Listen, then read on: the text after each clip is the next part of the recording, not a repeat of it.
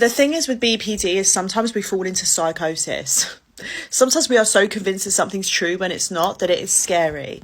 Being on a spiritual journey with BPD as well can be tricky, because you're like, is it my intuition or am I being paranoid?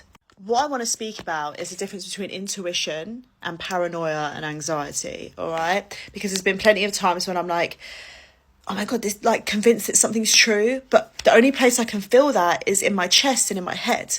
And it's a very uncomfortable, anxious feeling of like thinking something over and over again, like intrusive thoughts about something over and over again. Whereas intuition, there's like an underlying feeling of knowing, like, I know this is true. It doesn't feel hectic. It doesn't feel chaotic. You just know. It doesn't feel confusing. It doesn't feel like repetitive, intrusive thoughts over and over again. That's not intuition. And the thing is as well, a lot of us with mental health or neurodivergent, you know, like, we're very intuitive. We're very highly sensitive.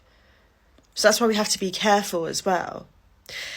And also with BPD, where it's a trauma-based disorder, a lot of these intrusive thoughts, paranoid thoughts, anxious thoughts can come from the past and the things that we've been through, and we're bringing them into our present, and we're convinced that they're true in the present time today when they're not.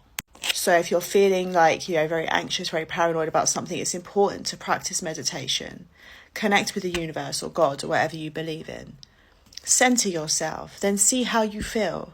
Because intuition is not loud and confusing and chaotic. You don't feel it here and here. Okay, that's anxiety, that's paranoia, that's intrusive thoughts, and that comes from trauma.